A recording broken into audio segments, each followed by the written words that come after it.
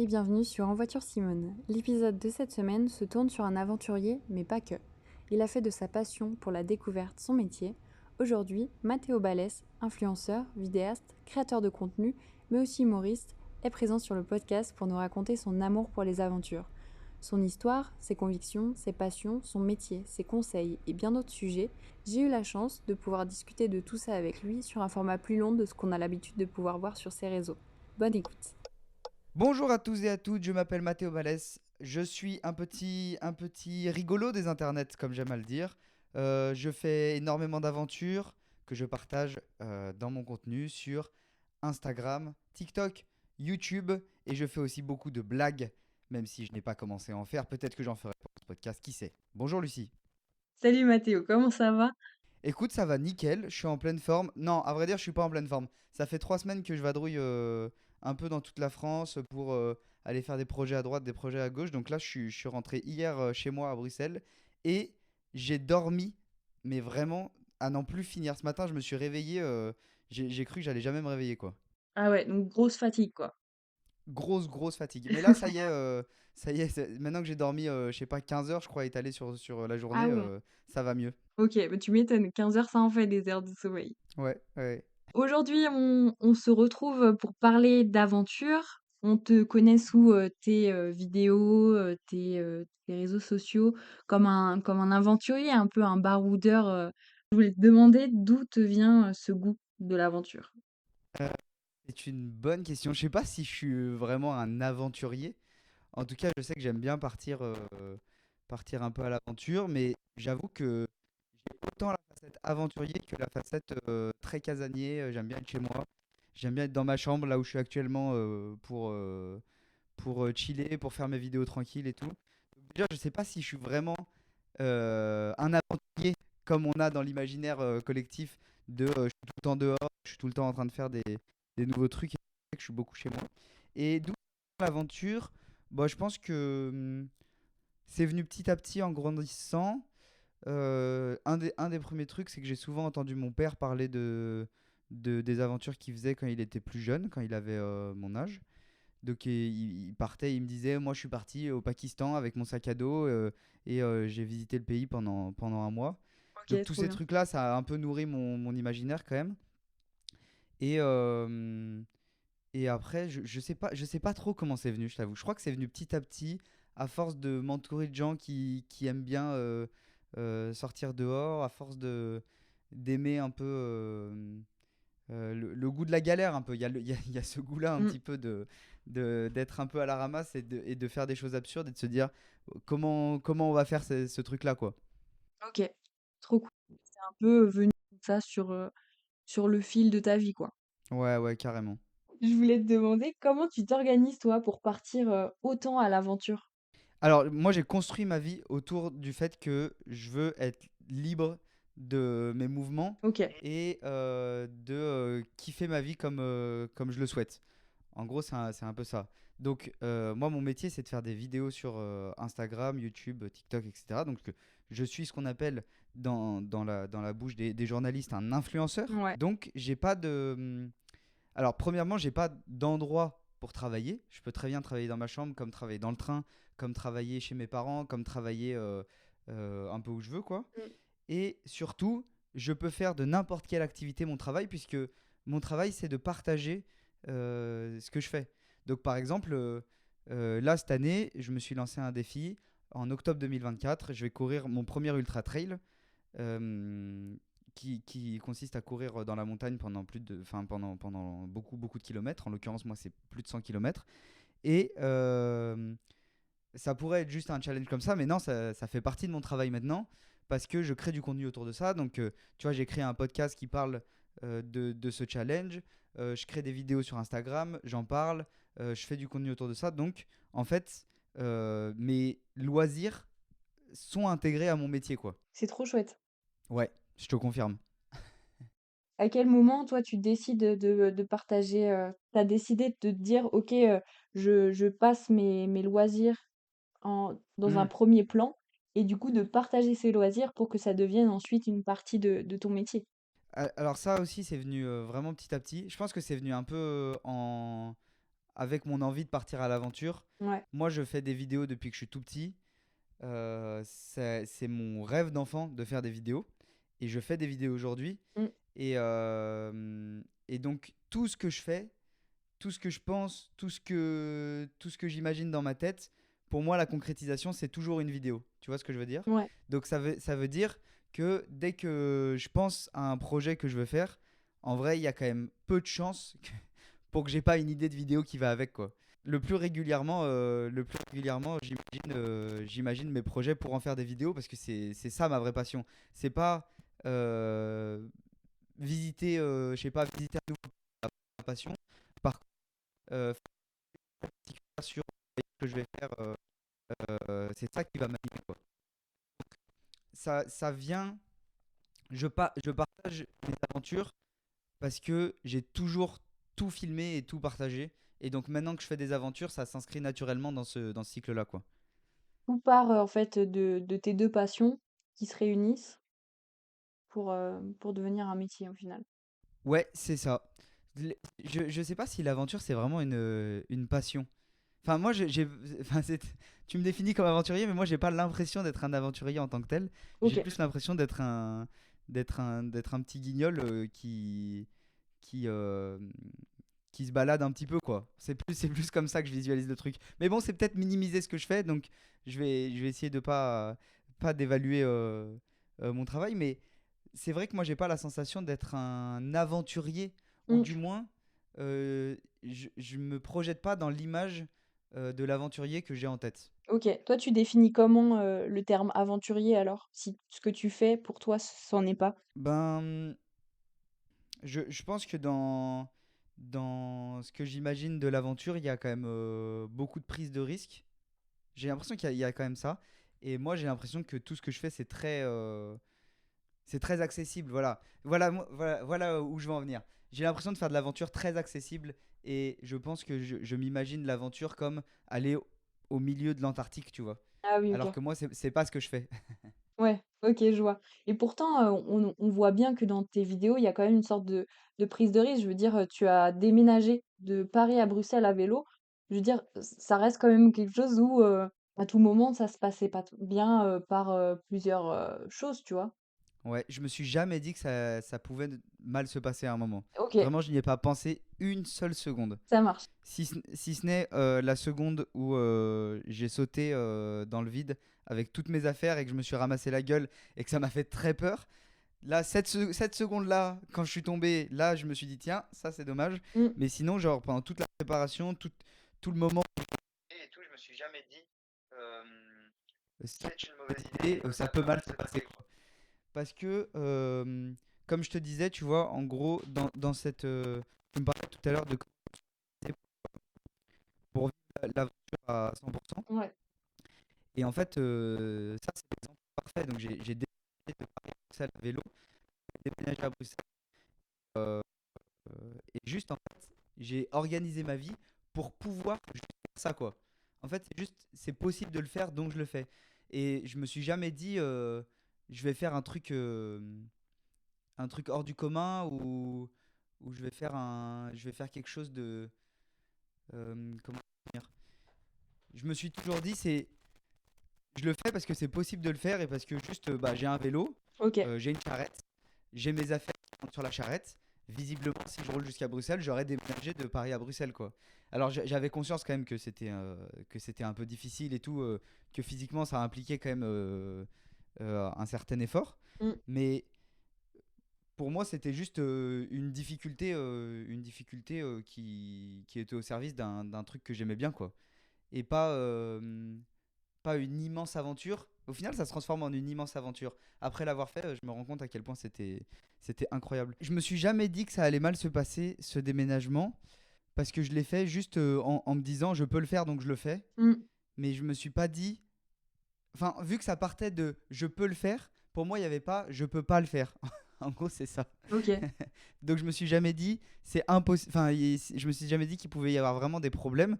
J'ai quand même, je suis quand même pas complètement inconscient. J'ai quand même préparé le truc. J'ai vérifié mon matos et tout pour que ce soit faisable. Mais en gros, genre, ce que j'ai fait, c'est que j'ai tout préparé pour que ce soit possible de le faire. Et après, je me suis jamais dit il peut y avoir un problème. Je me suis juste dit qu'il pouvait y avoir un problème éventuellement à la seconde où je suis tombé avec mes 90 kilos sur le dos. Là, j'ai eu un peu peur. Tu m'étonnes. Quand je me suis rendu compte que ma Xbox était potentiellement cassée, que mon ordi était potentiellement ruiné et que j'avais peut-être cassé tout ce que j'avais de matériel dans ma vie, là j'ai eu un peu peur. Mais c'est le seul moment où je me suis dit il peut y avoir un problème. C'est cette seconde-là, exactement. Mais avec cette philosophie de vie un peu et de pensée là, en fait, tout est possible. Oui, clairement, tout est possible. Après, je mets quand même une petite nuance là-dedans. Ouais. C'est que, et c'est là qu'il y a la notion de liberté qui est un peu à, à définir selon les personnes et tout. Mais tout est possible selon qui t'entoure, selon ce que tu choisis de faire. Enfin, selon moi, tout n'est pas possible si ta manière de trouver ta liberté, c'est de prendre l'avion toutes les semaines, tu vois. Ça, pour moi, bah, c'est pas une vraie liberté parce que en fait, prendre l'avion toutes les semaines, bah, ça va être hyper nocif pour la planète, pour le réchauffement climatique et donc pour les autres humains qui vivent sur cette terre. Donc non, tout n'est pas possible. Tout est possible en acceptant de considérer et de respecter les autres, quoi. Je vois ce que tu veux dire. Mais justement, en parlant des autres, la rencontre que tu as avec toi lors d'aventures, que ce soit en solitaire ou non d'ailleurs, parce que les autres nous apportent beaucoup, comment ça a changé ta relation un peu avec le monde, tu sais, Les le rencontres que j'ai fait avant-après? en voyage, Ouais, carrément. Les rencontres en voyage ou même des fois le fait de partir avec quelqu'un, ça te permet de te reconnecter avec toi-même, avec les autres aussi, qui hmm, te sont proches. Comment toi, ça change un euh, peu ton état d'esprit? bah, déjà partir en voyage avec quelqu'un, ça crée des liens quand même très très forts selon le voyage que tu fais et tout. Là, je sais que, je sais pas, j'ai deux voyages très précis en tête. Je suis parti, j'ai fait Paris-Copenhague à vélo avec Swan Périssé, qui est youtubeuse et humoriste. Mm. Donc ça a créé une amitié vraiment très très forte. Et je pense aussi, là, je reviens de 2 mois de voyage en train entre la France et la Grèce avec Louane. C'est vraiment des, c'est vraiment des relations puissantes qui naissent de voyages comme ça, surtout quand on part à deux. Même, je pense au déménagement que j'ai fait, j'ai été accompagné du coup de mon ancien colocataire de Paris, qui s'appelle Corentin, qui m'a accompagné jusqu'à ma nouvelle colocation à Bruxelles. Et ça, symboliquement, c'est très très fort. Donc partir en voyage avec quelqu'un, surtout quand c'est à deux, je trouve ça très puissant. Et c'est vraiment le plus souvent, j'ai voyagé avec une seule personne avec moi. Ok. Et voyager seul, c'est vrai il y a un truc qui est cool pour rencontrer les gens, c'est que tu as une plus grande liberté dans qui tu es, quoi. Et ça, vraiment, je trouve ça chouette de partir en voyage seul parce que, bah, en fait, t'es 100% toi-même pendant toute la durée du voyage. Et, et c'est très chouette pour aller rencontrer des nouvelles personnes. Mm. Carrément. Est-ce que tu as une préférence entre voyager seul ou voyager à plusieurs? Ou à deux, en l'occurrence. Ouais, les deux sont incroyables. J'ai plus voyagé avec des gens que seul quand même. Enfin, j'ai fait des plus petites aventures seul, on va dire. C'est plus de l'histoire de quelques jours, quoi. Ça a jamais été genre un mois tout seul. Ouais, mais ce qui est déjà pas mal, hein. Ce qui est déjà pas mal. Et moi, j'adore voyager tout seul. Mais en vrai, déjà, on voyage jamais vraiment seul. Parce que quand tu voyages seul, le but, c'est quand même d'aller rencontrer des gens, quoi. Ouais. Et c'est juste deux manières de rencontrer. Enfin, ouais, voilà, c'est deux manières différentes de rencontrer des gens, selon moi. Donc, une avec quelqu'un que tu connais déjà et avec qui tu vas exploser toutes les barrières de l'intimité, de l'intéressement à l'autre et tout. Ouais. Et une autre où tu vas aller rencontrer des gens beaucoup plus avec de la distance, avec de la pudeur, tout ça. Donc c'est vraiment deux manières différentes de voyager. Moi j'aime les deux. Franchement, c'est impossible de me dire faire un choix. Euh, j'aime vraiment les deux manières de voyager, quoi. Ouais, c'est vrai que ça, les deux ont du positif. Enfin, on peut trouver des choses bien dans les deux, quoi. Ouais, de ouf, c'est trop bien de pouvoir partager quelque chose avec quelqu'un qu'on connaît, quoi. Déjà, ça, c'est incroyable. Faut avoir la confiance que ça se passe bien et tout. Tout le monde, chaque fois que tu pars avec quelqu'un que tu connais, tout le monde te dira alors vous n'êtes pas tapé dessus, vous n'êtes pas tapé dessus. Vraiment. Mais en vrai, si la communication est bonne et tout, que vous avez envie de faire ce voyage vraiment, que vous savez pourquoi vous voulez faire ce voyage, bah en fait, c'est juste incroyable, quoi. C'est vraiment un des trucs les plus fantastiques qu'on puisse faire. Et je sais pas si ça t'a déjà fait ça, mais pendant des aventures, enfin, je dis le mot aventure, mais peu importe, des voyages ou autres, en binôme, je trouve qu'il y a vraiment un truc de, bah, il y a plus d'intimité, enfin, entre guillemets. Ouais, Il y a ouais, bah vraiment ça ce c'est truc sûr. de, quand tu es dans un bourbier ou dans un truc comme ça, c'est nos vraies personnalités qui remontent à la surface et il y a pas moyen de se cacher, quoi. Ouais, bah ça c'est sûr. Ça, pour le coup, j'ai découvert ça avec le voyage Paris-Copenhague avec Swan justement. On s'est retrouvé sur le. Donc on y allait en vélo. Ouais, Donc le vélo, c'est quand même une manière de voyager un peu particulière. Parce que bah, déjà, on fait du vélo toute la journée. Le soir, on dort dans la tente. On dormait dans la même tente en plus. Donc vraiment, on était vraiment l'un sur l'autre, quoi. Et on était vraiment 24 heures sur 24 ensemble. Et, euh, et, hum, et donc, on se connaissait depuis un an. Et à la base, il faut savoir que on s'est connus par rapport au travail et pas parce qu'on était amis de base. Donc, on est devenus amis très très forts grâce au voyage et grâce aux autres trucs qu'on a fait aussi, hein, pas que Paris-Copenhague. À la base des bases, on était quand même plutôt collègues au début, puis ensuite on est très vite devenus amis, puis ensuite on a très vite fait un voyage à vélo ensemble parce qu'on avait envie de partager une grande aventure comme ça. ouais. Et du coup, on s'est retrouvés, ouais, à partager les bons comme les pires moments, quoi. Et ça, directement, ça permet de. Il y a plus de filtre. Et en plus, tu disais que vous dormiez dans la même tente. Donc, vraiment, le fait d'être tout le temps ensemble, il y a plus de. Il y a deux personnalités. Genre, tu restes toi-même à 100%. Surtout dans l'effort physique Ouais. aussi. Je pense que, tu sais, on s'énerve plus vite. On est peut-être plus à cran parce qu'on est fatigué. Ouais, mais alors là, pour le coup, enfin, ouais, c'est vrai que cette intimité, elle est intense quand même. Et ce qui était cool dans ce voyage, bon, je parle de celui-là, mais c'est vrai pour les autres aussi. Ouais. Ce qui était cool dans ce voyage, c'est qu'on était vraiment très très à l'écoute l'un de l'autre parce que on n'était pas dans un voyage vraiment classique, on était vraiment dans un voyage à vélo. Pour Swan, c'était son premier voyage à vélo. Moi, j'avais déjà voyagé, mais pas un mois d'affilée. Donc, on était vraiment très à l'écoute des besoins de chacun et ça c'était quand même chouette. Mais pareil, je peux te parler aussi d'un autre voyage qu'on a fait l'année dernière avec un ami qui s'appelle Quentin. Ouais. On est parti en stop avec une pancarte, on va où tu vas, et l'objectif c'était qu'on n'avait pas de destination. Donc on s'est donné juste une date limite, en gros on s'est dit on a 4 jours maximum pour faire cette aventure.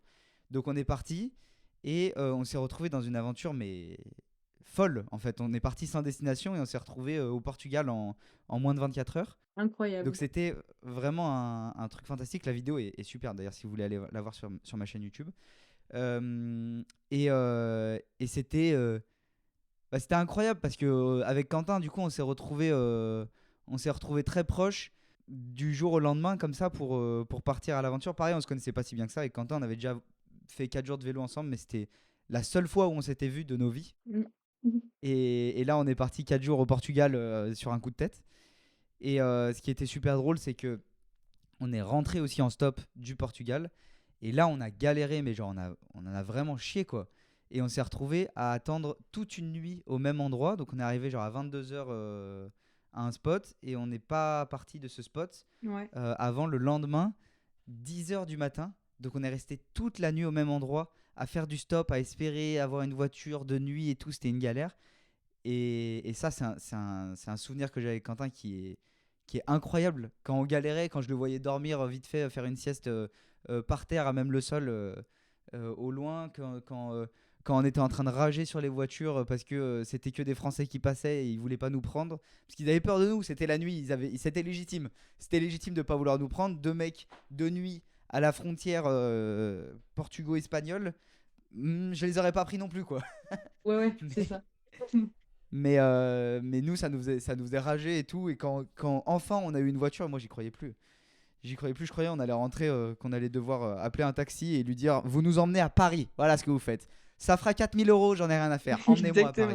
Exactement. Ouais, ça doit être fou quand même. C'est des anecdotes tellement mémorables. Ouais, C'est ouais, ça génial c'était ce que incroyable. C'est tu un peux moment de vie, vivre. incroyable. Ouais. Mm.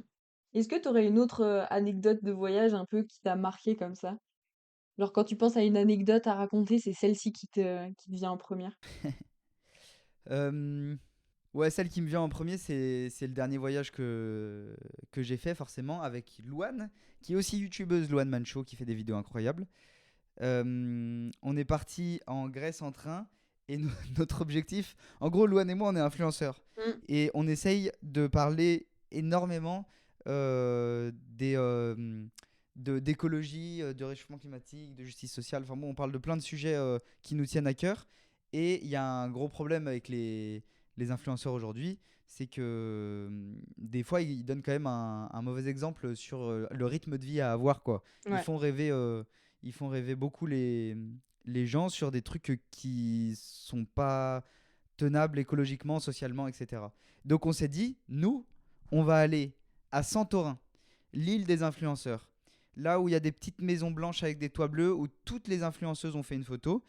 Et on va aller faire cette photo, sauf qu'on va pas y aller en avion, on va y aller en train et on va montrer tout ce que vous ratez, euh, Sur la route. tout ce que vous voyez, ouais, tout ce que vous voyez pas vu du ciel, en gros, c'est ça. Donc on y est allé, un mois de voyage, ok. On part de Paris, on traverse l'Autriche, la Croatie, la Bosnie-Herzégovine, le Monténégro, l'Albanie, on traverse tous les pays des Balkans. Voyage incroyable. On arrive en Grèce, on traverse la Grèce en train, tout ça, tout en train et en bus, hein. On prend le bateau pour aller à Santorin. On se retrouve à Santorin. On loue un logement pendant une semaine là-bas. Ça fait un mois et demi qu'on voyage. On loue un logement et on se dit, ça y est, c'est le grand moment. On va aller faire la photo des influenceurs en disant, nous, on y allait sans avion et tout. Et on s'est trompé d'endroit. C'est excellent. Donc on est arrivé à Santorin. Et on se balade et tout, on fait putain c'est beau et tout, et on cherche le spot, la fameuse photo, je sais pas si vous la voyez, il y a deux dômes bleus et tout, c'est une photo quand même très connue.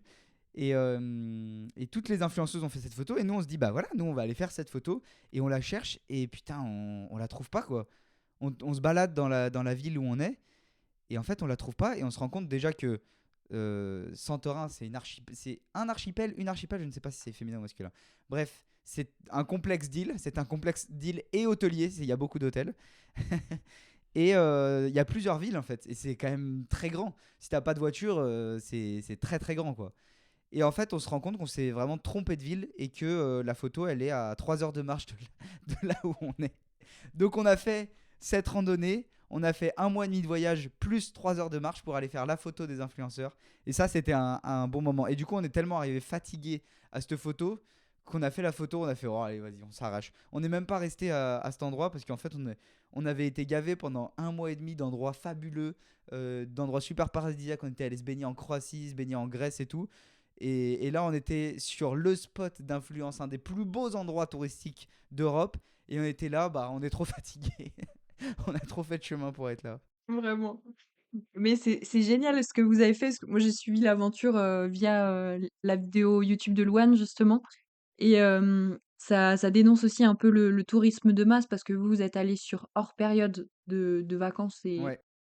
et où le tourisme est à son apogée, on va dire. Et ça dénonce vachement, en fait, ce tourisme de masse qu'il y a partout et tous les beaux paysages, les piscines vides, tout ça, c'est bien, ce que enfin, en tout cas, moi, je trouve ça beau et fort ce que vous faites de soutenir une cause jusqu'au bout et du coup, de faire tout ce trajet en train pour aller voir, cet endroit en particulier, pour, dénoncer un peu, tout ce qu'on peut faire en voyage et qu'au final, Hmm. tout ce qu'on pourrait faire à l'inverse, encore mieux. Écoute, déjà, merci beaucoup. C'est très gentil ce que tu me dis là. Et c'était très perturbant d'être à Santorin. Moi, j'étais un peu gêné d'y être, en vrai. Ah ouais? Déjà parce que je me... Ouais, ouais. Enfin, c'était trop bien parce que c'était l'aboutissement du voyage et que... Ben, on était au soleil, on était bien, on allait se baigner, on était content, quoi. Mmh. Mais j'étais un peu gêné d'être là parce qu'en fait, on y allait en hiver.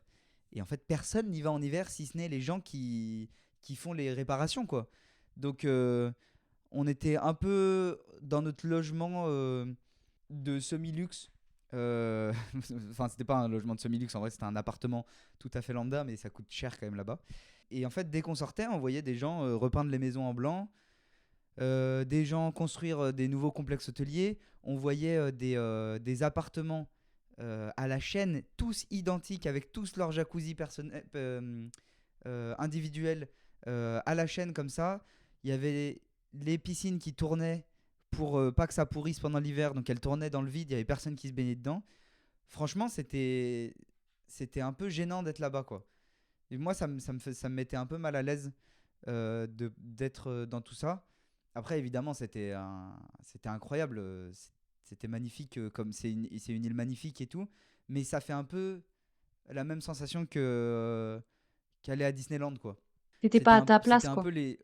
Ouais, voilà, c'est ça. C'est un peu les coulisses de Disneyland quand tu vois Mickey qui est en train de fumer sa clope, tu vois. Tu te dis, genre, il y a tout Vraiment. un imaginaire, en fait, qui est construit pièce par pièce pour plaire à un certain type de personnes avec une certaine classe sociale et avec une certaine aisance financière, quoi. Mm. Donc, c'est vraiment, selon moi, beaucoup d'investissement pour pas grand-chose, en vrai. C'est Ouais, juste pour ouais. plaire à quelques personnes qui vont venir en été pendant une semaine boire des cocktails et flâner dans leur jacuzzi. Donc moi, ça me met un peu mal à l'aise cette pensée-là. Après, c'est trop cool de kiffer. Enfin, c'est tout à fait normal de kiffer flâner avec un cocktail dans un jacuzzi. Qui ne kifferait pas? Mais c'est juste que ça se fait quand même pas mal au détriment des autres, quoi. Et ça, c'est ça qui me met un peu mal à l'aise. C'est un peu le Truman Show, finalement. Ouais, ouais, vraiment, c'est vraiment ce à quoi on a pensé direct en passant quelques jours sur l'île, quoi. C'est fou, cette différence, qu'il y a et j'ai trouvé ça très intéressant du coup dans cette vidéo et dans votre aventure de voir en fait les backstage un peu des destinations, ultra touristiques Ouais, ouais. l'été. Ouais, parce on nous les montre pas trop, quoi. Bah, on le sait pas, ouais. Quand tu vas, quand tu payes, quand tu payes des milliers d'euros pour avoir un hôtel, un avion, ton petit resto ou ton cocktail à l'endroit le plus paradisiaque d'Europe, Mmh. ben tu vas pas montrer les coulisses, tu vas montrer ce qui te fait rêver et c'est normal. Mais, euh, mais juste en fait, nous, notre ambition, c'est de montrer ce qui nous fait rêver, tu vois. Mmh. Et nous, ce qui nous fait rêver, bah, c'est toute l'aventure qu'on a faite pour aller à cette île et pas l'île en elle-même. L'île en elle-même, on était très content d'être là, mais on aurait pu s'en passer dans l'aventure en fait. Ouais, C'était juste l'aboutissement du truc parce que ça avait un sens dans notre démarche d'aller vers ce truc de remise en question bah, déjà de l'influence et plus largement du tourisme de masse. Mais en vrai, genre, ce qui nous intéressait plus que, plus que ça, c'était de découvrir genre la Bosnie-Herzégovine, tu vois, un pays qu'on connaît très peu ou qu'on connaît assez mal quand même, ou alors découvrir un peu l'Albanie, tu vois, genre c'était ça qui nous faisait rêver dans l'aventure. D'ailleurs, l'aventure à la base, c'était pas d'aller à Santorin, c'était d'aller en Albanie. Et après, on a étendu plus largement pour, euh, pour justement aller chercher ce, cette remise en question de l'influence du tourisme et tout. Et enfin, en tout cas, du rôle de l'influence dans le tourisme. Et, et nous, on avait envie de partager, voilà, c'est quoi nos rêves? Nos rêves, c'est juste d'être en Bosnie-Herzégovine et de découvrir comment le pays est construit, etc. quoi. ouais, ouais, de la culture en fait. Ouais, de ouf. La culture, puis du coup, c'est des rencontres aussi enrichissantes. En Bosnie-Herzégovine, on a rencontré une meuf qui s'appelle Charlotte, Mmh. qui nous suivait sur les réseaux de base et qui nous a invités à venir passer un peu de temps avec elle. Mais on s'est tapé des barres de ouf, c'était une rencontre incroyable. Et elle était là un peu en mode un peu comme nous quoi, elle était un peu là, elle faisait un Erasmus en Bosnie et elle s'est un peu dit ouais ça va être cool ça va être marrant, on va découvrir un truc quoi et en effet elle a découvert plein de trucs, elle nous a tout partagé et c'était ça qui nous faisait rêver quoi. Ouais. En fait, c'est une question de partage, dans le moment présent avec du monde et sans parler forcément de tourisme, quoi. Ouais. Bah, c'est vrai qu'il y a quand même une différence assez forte entre enfin en tout cas sur les comptes Instagram de voyage, ils nous partagent ça, Ouais. entre le tourisme et le voyage, qui est pas du tout la même manière de consommer la découverte du monde, quoi. Mais nous, on a quand même fait beaucoup de tourisme hein, dans notre voyage. Même si c'était un voyage en train qui était tourné vers l'expérience plutôt que vers les destinations. En vrai, on est quand même allé voir les lieux les plus touristiques, on a traîné dans les lieux touristiques et tout, mais c'était aussi notre démarche d'aller dans ces endroits-là. Parce que par exemple, on s'est retrouvé en Croatie à Dubrovnik. Dubrovnik, c'est une ville en été, c'est saturé de monde. C'est une ville médiévale au bord de l'eau et tout, c'est magnifique. Et en fait, en été, c'est saturé de monde. Et nous, il y avait personne. Mais on était seul dans une immense ville médiévale magnifique à mater un coucher de soleil sur la mer Adriatique là. c'était vraiment un truc de ouf, quoi, de découvrir ça et de se dire que l'été, bah, ça doit être juste l'enfer à vivre ce genre de truc. Donc, comme quoi, le problème, c'est pas les lieux, c'est plus la manière dont ils sont consommés, quoi. Ouais, et c'est pour ça que c'est chouette de partager aussi cette façon par exemple, d'aller dans des villes hors saison. C'est que peut-être que ça va donner envie aux viewers un peu d'aller découvrir une ville, mais quand il y a moins de monde. Comme ça permet d'avoir le lieu pour nous et de ne pas être dans une fourmilière, en fait. Moi, j'ai l'impression Ouais, que ouais, c'est des complètement. fourmilières géantes et c'est pas vivable. Même juste respirable, c'est compliqué. Bah alors là, juste pour se déplacer, c'est un enfer. Donc, Toi, tu viens de la montagne en plus, donc dès qu'il y a, dès qu'il y a trop de monde, tu oui. dois, tu dois péter un câble. Et tu vois, tu parlais de Dubrovnik. Moi, pareil, je l'ai fait en novembre et j'étais toute seule et c'était génial. Ouais, Il y avait c'est personne magnifique comme et ville. c'était juste que du kiff, en fait, de la visite Ouais, ouais. en solo, quoi. Ouais, ouais, c'est trop bien de cette manière de voyager hors saison. Mm. C'est sûr, il faut pouvoir, hein, c'est pas tout le monde qui peut. Si tu as un emploi qui te permet pas de partir comme tu veux et tout, c'est pas possible. Mais, euh, mais je veux dire, on peut quand même en saison, redéfinir comment on a envie de voyager, où est-ce qu'on a envie d'être et surtout quel impact on a sur les endroits qu'on visite, quoi. Ouais, on peut faire des petits pas par rapport à son niveau de vie, on va dire. Ouais, ouais. C'est toujours possible. Après, il faut quand même remettre en question. C'est pour ça que nous, on était plus sur remettre en question l'influence dans le tourisme, parce que l'influence a une énorme responsabilité, mais pas que, hein. Il y a aussi la politique envers les voyages en avion qui est beaucoup trop flex par rapport aux voyages en train. Donc ça aussi, ça a un impact. C'est pas, faut pas mettre la responsabilité sur le consommateur. Faut juste lui faire prendre conscience et juste lui montrer en fait. Parce que si tu vois pas que en hiver à Santorin, il y a vraiment des centaines de personnes qui repeignent les maisons, bah en fait pour toi, t'arrives l'été et c'est comme ça quoi. Il y a rien qui s'est passé. Tu sais pas ce qu'il y a derrière quoi. Non, c'est vraiment chouette, ce partage-là, justement, d'une nouvelle façon de voir les destinations touristiques. Je vais revenir à un sujet un peu différent, mais par rapport à ton expérience. Est-ce que tu penses que de vivre autant de choses, ça te permet d'acquérir plus de confiance en toi, dans tes projets et de manière générale?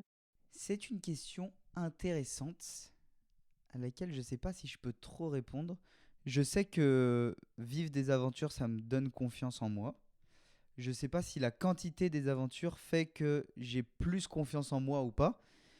Ok. Euh, mais bon, déjà, j'ai pas la sensation de vivre 4 milliards d'aventures non plus. Et bon, ah, si, quand même. Si, ok. Non, je vis beaucoup d'aventures et je sais que ça m'apporte beaucoup d'expérience et que l'expérience m'apporte la confiance. Donc, oui, en quelque sorte, vivre beaucoup d'aventures m'apporte beaucoup de confiance. Voilà. Mm. Euh, après, est-ce qu'il faut vivre des aventures pour avoir confiance en soi? Ça, je suis pas sûr. C'est un truc beaucoup plus personnel, quoi. Ouais, Moi, je sais que ça me rassure énormément, par exemple, de savoir que je suis capable de me débrouiller si je suis en galère à vélo dans le monde, quoi. Tu vois, c'est un peu ça. Je sais que ça m'apporte énormément de confiance en moi. Je sais que, pareil, tu vois, le voyage en train, ça stresse pas mal de monde parce que les horaires de train, les correspondances, les logements, etc., etc., je sais que ça fait stresser les gens. Une fois que tu voyages un petit peu en train, tu sais que tout ça, bah, c'est facile, quoi. ouais. C'est facile, tu as juste à chercher ou à demander à quelqu'un et tu trouves la réponse, quoi.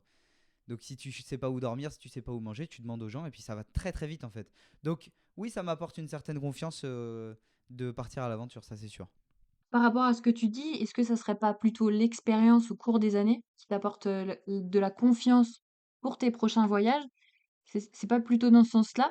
Je sais pas si j'ai bien compris, mais j'ai l'impression que c'est plus dans ce sens-là, du coup, cette En confiance. fait, ouais, en fait c'est l'expérience que je fais en voyage Ouais, qui m'apporte de la confiance pour la vie au quotidien, pour refaire des aventures, pour dans les relations sociales, etc. Rencontrer des gens en voyage, ça t'aide à rencontrer des gens au quotidien, quoi. Ça, carrément. c'est sûr. En fait, le voyage, moi, je suis quand même plus axé voyage à vélo. Je suis quand même plus dans ce genre d'aventure. Ouais, la Et je sais mobilité que, douce. Ouais, voilà. Et je sais que le fait d'être à vélo, de voyager à vélo, ça me met dans une situation où j'ai vraiment rien avec moi. Et en même temps, j'ai un peu tout ce qui me suffit dans tout ce dont j'ai besoin. Donc, euh, une fois que tu as juste ce dont tu as besoin, bah, tu n'as plus qu'à te concentrer sur qu'est-ce qui est kiffant, qu'est-ce que tu as envie de faire.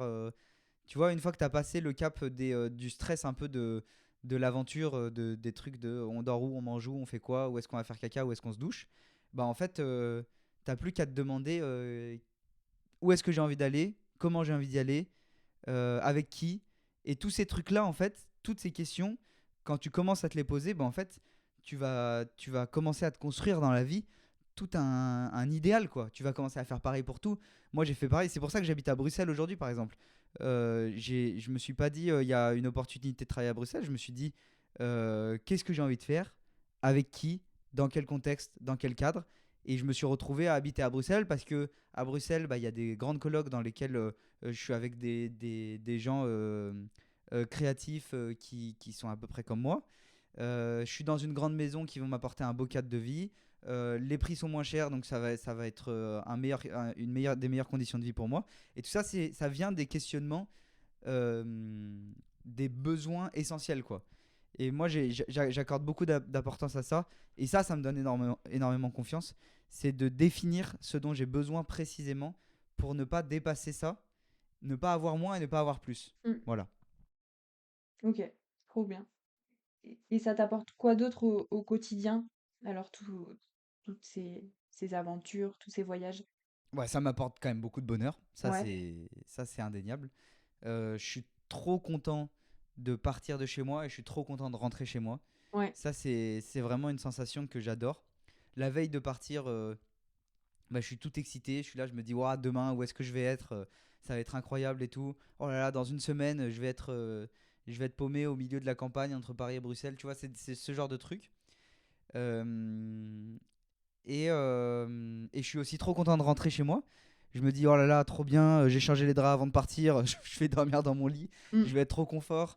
J'ai trop hâte de de rebrancher mon ordi sur les enceintes pour écouter ma musique dans ma chambre. Tous ces trucs-là, c'est vraiment le bonheur simple. C'est vraiment ce qui m'apporte du bonheur profondément.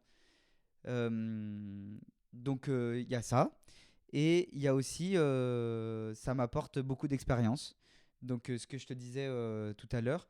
Donc ça m'apporte l'expérience de savoir manger où que je sois, savoir trouver un endroit pour dormir, savoir m'adresser aux gens, enfin faire l'effort d'aller vers les gens et tout. Je suis quand même quelqu'un, je dirais pas timide, mais d'un peu réservé quoi. Je m'ouvre pas si facilement aux gens. En voyage, beaucoup plus quoi. Au final, beaucoup de positifs, quoi. Ah ouais, ouais, énormément de positif. Après, beaucoup de fatigue aussi, mais ça fait partie du jeu, quoi. Ouais. Et c'est sur une courte période. Même si la période peut aller jusqu'à un mois, 2 mois, ça reste quand même une période qui est définie et qui te permet de retrouver ton confort après et ta routine. Ouais, c'est très progressif.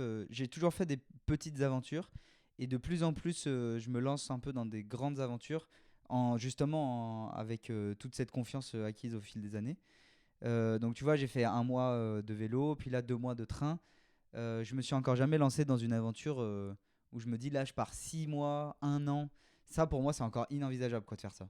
Mais c'est déjà des belles aventures, hein. Que déjà un Ah bah ça, week-end, oui. ça peut être incroyable, mais alors 2 mois, je pense que c'est l'équivalent de 2 vies entières de voyage. Enfin, il se passe Ouais, tellement de ouais. choses pendant des voyages et des Ouais, aventures que je pense que ça te prend de l'énergie de vie, tu vois.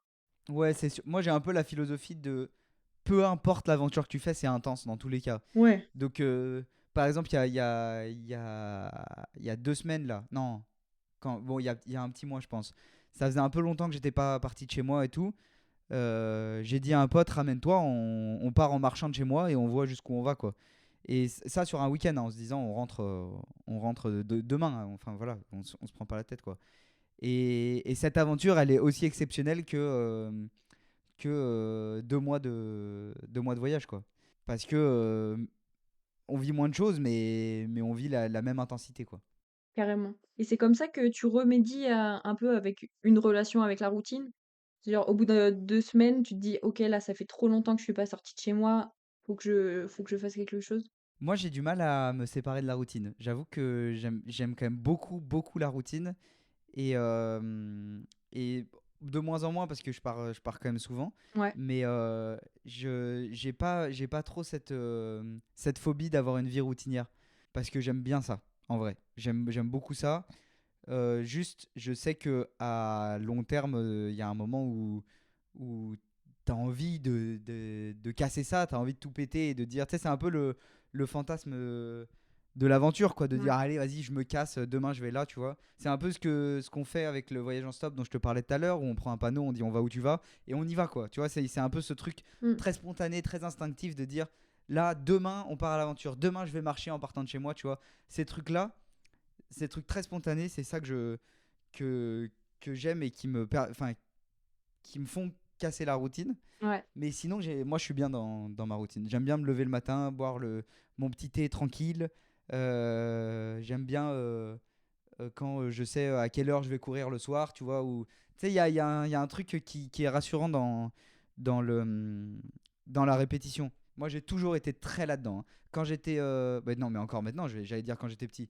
Mais encore maintenant, chez moi, dans ma famille, mon père, tous les dimanches, il n'y a pas eu une seule exception depuis vraiment que je suis tout petit. OK. Il va acheter des gâteaux pour qu'on mange des petits gâteaux, tu sais, des mignardises, genre des toutes petites tartes ou des tout petits éclairs au chocolat, pour marquer que c'est le dimanche. C'est tout. C'est tout. Ouais et ça Donc vient de toutes là, les quoi. semaines, ouais, il y a beaucoup de ça. Les rituels et les traditions, de temps en temps, ça fait aussi un peu de bien quand même. Et donc tous les dimanches, on fait ça. Genre, dès que je suis chez mes parents, le dimanche, on mange des petits gâteaux pour ne pas oublier que demain c'est lundi et qu'aujourd'hui on est dimanche, quoi. Ouais, c'est ça mais comme tu disais, c'est les petites traditions, qui font se sentir, bien, en sécurité, confortable Ouais, ouais, aussi. ouais, de ouf. Ça nous ramène un Ah ouais, peu à notre complètement. réalité, quotidienne. Ouais, ouais. Moi, j'ai rencontré des gens qui voyageaient à temps plein et tout. Franchement, c'est quelque chose qui m'est complètement étranger pour le moment, quoi. OK. Je sais pas si un jour j'arriverai à ça, et je sais pas si j'ai très envie d'arriver à ça un moment. Parce que moi, au bout de. Tu vois, là, on a fait 2 mois d'aventure. Au bout de 2 mois, j'ai envie de rentrer chez moi, quoi. J'en ai pas marre de l'aventure. Je suis trop content d'être à l'autre bout de l'Europe et de découvrir des nouvelles manières de penser, des nouvelles cultures, des nouvelles manières de manger, des nouvelles personnes, etc. Mais il y a un moment où j'ai envie d'être seul chez moi, tu vois. C'est le côté très introverti. Ouais, de te retrouver, quoi. Ouais, OK. complètement. Est-ce que tu as une routine en voyage qui pourrait justement, lors de longs voyages comme ça, de mieux vivre, cet éloignement avec ta routine, habituelle? Je pense qu'à chaque voyage, je prends mes petites routines. Je OK. sais pas si j'en ai que je récupère à tous les voyages, mais à chaque voyage, je me découvre des nouveaux petits trucs que j'aime bien faire. Un truc que je veux manger particulièrement, régulièrement, tu vois, ce genre de truc. Euh, Par exemple, on avait fait un voyage en Espagne. Je voulais absolument manger des tortillas tous les jours, genre. Ah oui, pas de C'était mon. demi-mesure. Ouais, ouais, vraiment, il y a pas trop de demi-mesure. Mais ouais, voilà, tu vois, ça, c'est le genre de petit truc.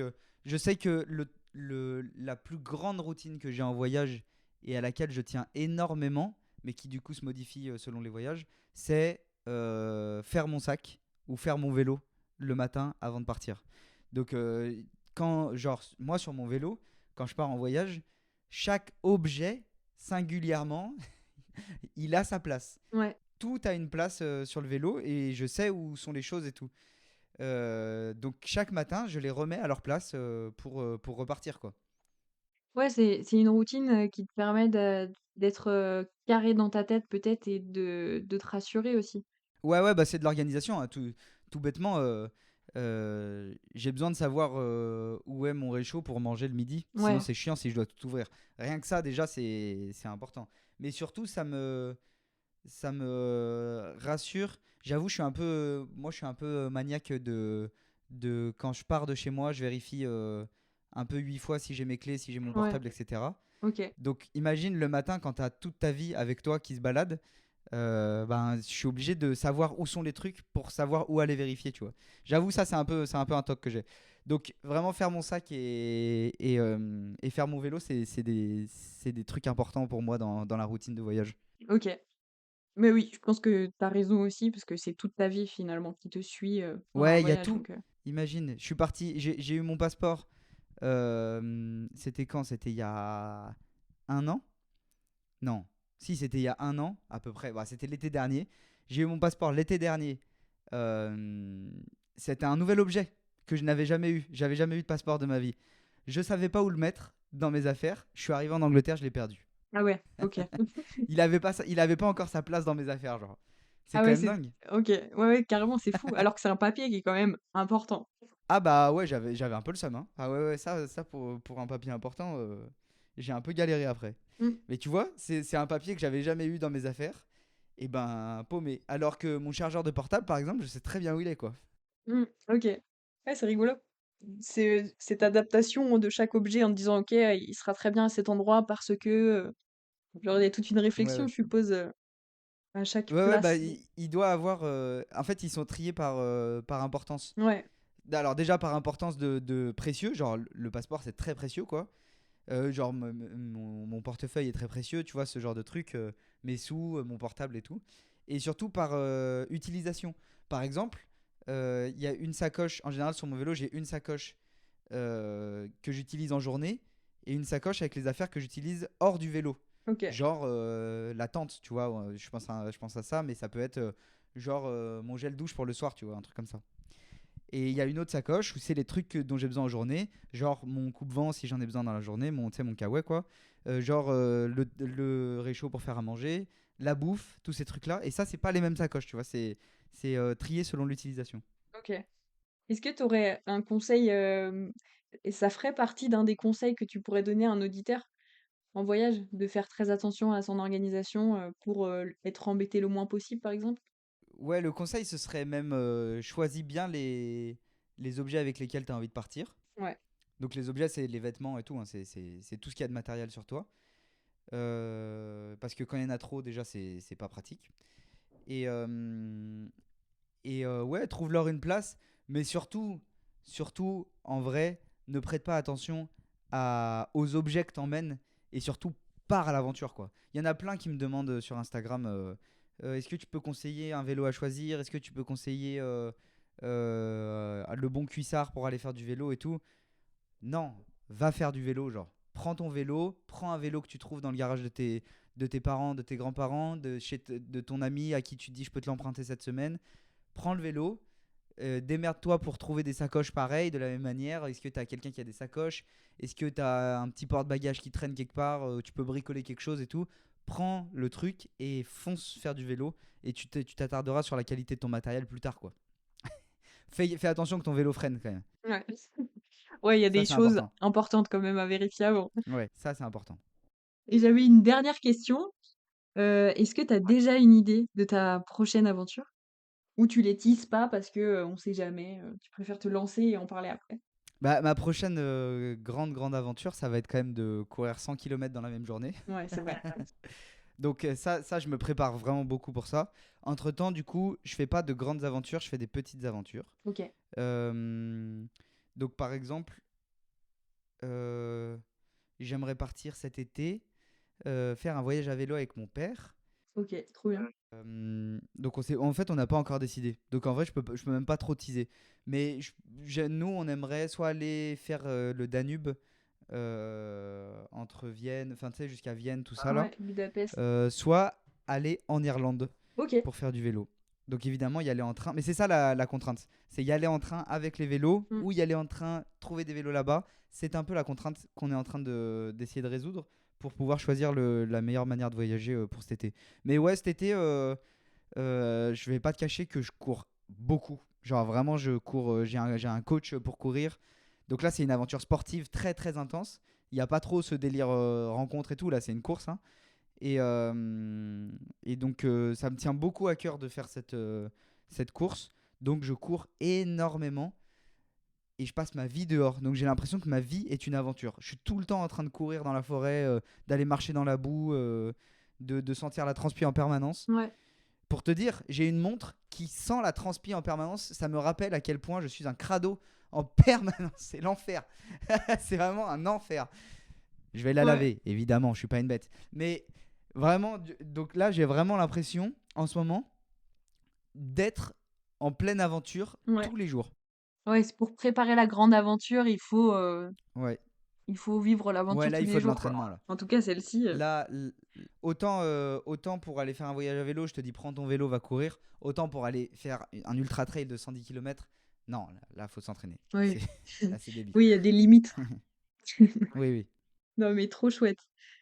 Eh ben, écoute, on va te suivre, on va suivre encore tes aventures sur le Ouais, chouette. podcast déjà, et puis sur ta chaîne YouTube. Est-ce que tu peux nous rappeler là où est-ce qu'on peut te suivre et suivre tout ce que tu fais?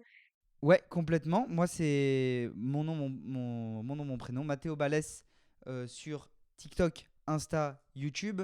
Sur Insta, il y a quand même plus de nouvelles régulièrement. Il y a des stories où je partage un peu toutes les aventures que je fais. Sur TikTok et YouTube, il y a beaucoup de sketchs d'humour. Parce que c'est quand même ça, on n'en a pas trop parlé, mais c'est quand même ça que je fais à la base. Ouais.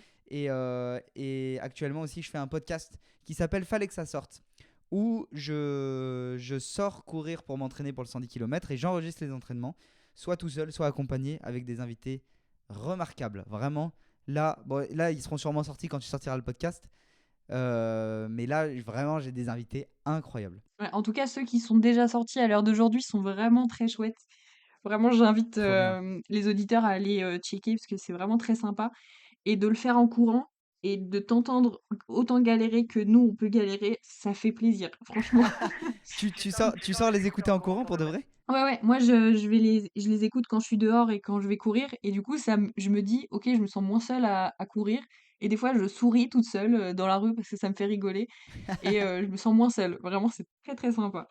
Alors ça me touche énormément parce que c'est l'objectif du podcast. L'objectif du podcast, c'est de dire mettez vos écouteurs, moi je mets un micro et on va courir ensemble, genre. Et ben, c'est vraiment ce que je fais et c'est très agréable. Et puis, tu un rythme de parole qui est pas non plus trop saccadé par les essoufflements. Donc, c'est quand même agréable à écouter. Mais en même temps, on sent que tu fais pas semblant de faire un effort derrière. Que tu es quand même en train de marcher ou en Non, train de courir ou faire un col à vélo. Là, le dernier que j'ai écouté, c'est Mhm. celui-ci. Et, euh, Ah ouais. et on se dit, ok, il ment pas. Il est vraiment en train de faire un effort physique, mais en même temps, il Ouais, partage ouais. tout ça et c'est trop chouette. Mais même, figure-toi que je ne marche jamais pendant les épisodes. Je cours 100% du temps. Je n'ai jamais marché dans les épisodes. Ah ouais? Alors ça, c'est un point d'honneur que je mets, à part dans les montées. Ouais. Et bien là, figure-toi par exemple que je suis allé faire un épisode avec la légende de l'Ultra Trail, enfin une des légendes de l'Ultra Trail, il s'appelle Xavier Thévenard. Ouais. Je suis allé dans le Jura courir avec lui. Il m'a emmené dans ses cols à côté de chez lui. Bon, dans les côtes, on marche. Ouais, bah Mais oui. parce que dans cette discipline, dans la côte, on marche. Mais sinon, quand j'enregistre, normalement, c'est tout en courant. L'objectif, c'est qu'on court ensemble. Donc, évidemment, Mm. je ne m'arrête pas de courir pendant que les auditeurs sont en train de courir, eux, pardi. Ouais. Non, c'est trop bien. C'est vraiment un nouveau style de podcast que, en tout cas, moi, j'apprécie beaucoup et du coup, ça permet vraiment d'être accompagné pendant nos courses et se sentir moins seul, tu vois. Trop chouette, ça me touche beaucoup. Mais si vous êtes en train d'écouter notre podcast actuellement, n'hésitez pas à le réécouter en courant. Ouais. Peu importe. Eh ben, Mathéo, merci pour ton temps. Bah écoute, merci à toi pour l'invitation. C'était super chouette de discuter avec toi et de parler d'aventure. C'est Ouais. toujours un plaisir de parler d'aventure. Ben, ouais, vraiment, c'était très intéressant. J'espère que ça a pu aider les auditeurs aussi à découvrir un peu ce mode de vie-là ou justement en apprendre plus sur toi parce que on peut aussi vouloir en savoir plus sur ta vie d'aventurier, même si tu te nommes pas comme ça. Donc, encore merci de ton partage d'expérience et puis ta spontanéité aussi, qui est très agréable. Bah écoute, merci à toi. C'était trop chouette et n'hésitez pas à partir à l'aventure et le faire en étant responsable. Donc en faisant attention évidemment à l'impact que ça a sur les gens autour de vous, sur les gens à l'autre bout du monde et sur vous directement. Eh ben, on va finir sur ces belles paroles. Merci à tous d'avoir écouté l'épisode jusqu'à là et on se dit à dans 2 semaines. Ciao! Bisous tout le monde. Merci d'avoir écouté cet épisode jusqu'au bout. J'espère qu'il vous aura plu. N'hésitez pas à mettre 5 étoiles sur le podcast, ça aide énormément à être reconnu. Je vous dis à dans 2 semaines pour un nouvel épisode de podcast. Ciao ciao! There's a look that you give.